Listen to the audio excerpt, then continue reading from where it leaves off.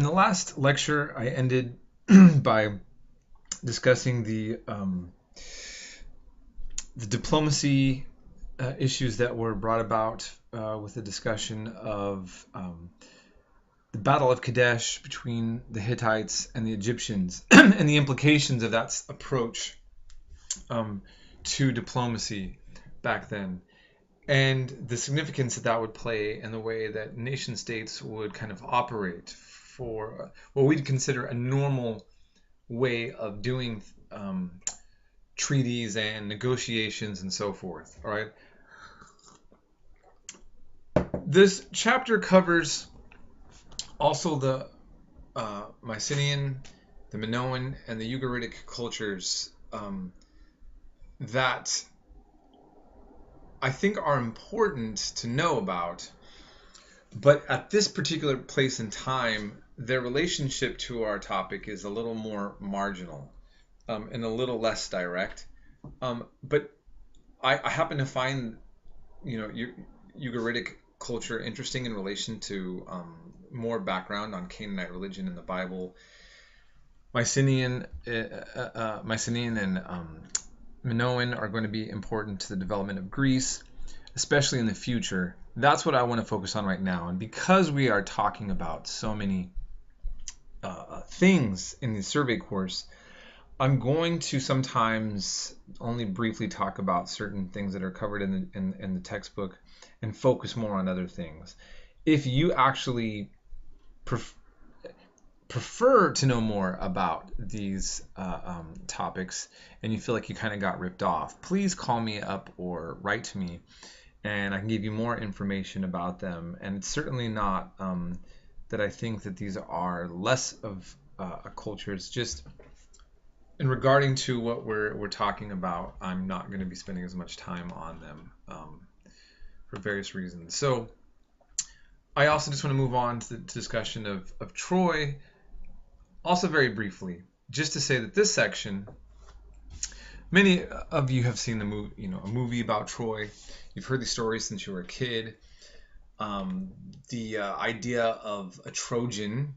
Trojans are used for school mascots. They are also used to sell condoms. Let's be real. I mean, the story has become popularized, and the symbol of a Trojan and the story has been used, obviously, from one certain level to another. Okay, so we're familiar with the story.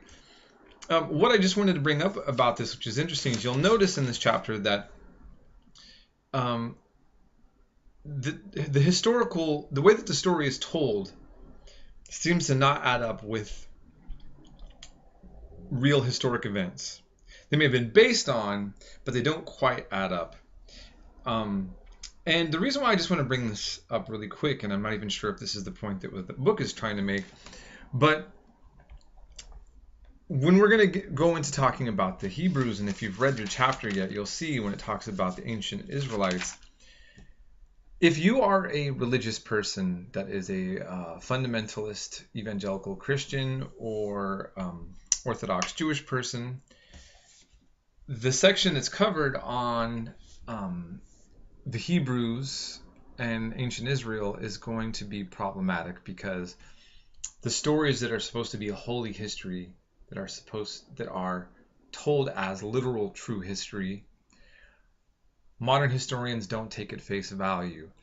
It's not an attack on the Bible any more than it's an attack on this legend of the Iliad by Homer, for archaeologists and historians to try to see if a story adds up to the archaeology or other written records.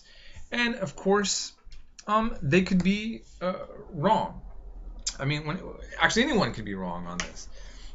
That's simply the approach and the style to doing this.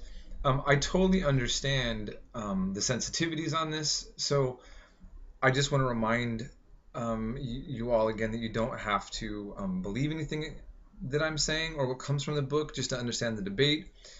The Iliad is a great story that tells an interesting tale, and if you like that story as it's told and want to believe that that was actual history and take it for face value, that's okay. if you want to combine and take a look at the archaeological evidence and the other sources, it may complicate, that. And at the same time, even if this story isn't true, it doesn't mean that it's not a good story, that it doesn't have value. And that's the other side of this, right? So historians are always kind of doing this real tackle with, text and what they say, and then what we see is maybe actually happening on the ground. And isn't that true of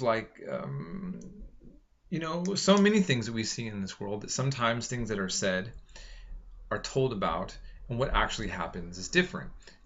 If you ever talk to somebody in a relationship and you talk to one person and you talk to the other who have an argument, one person tells a story very different than the other.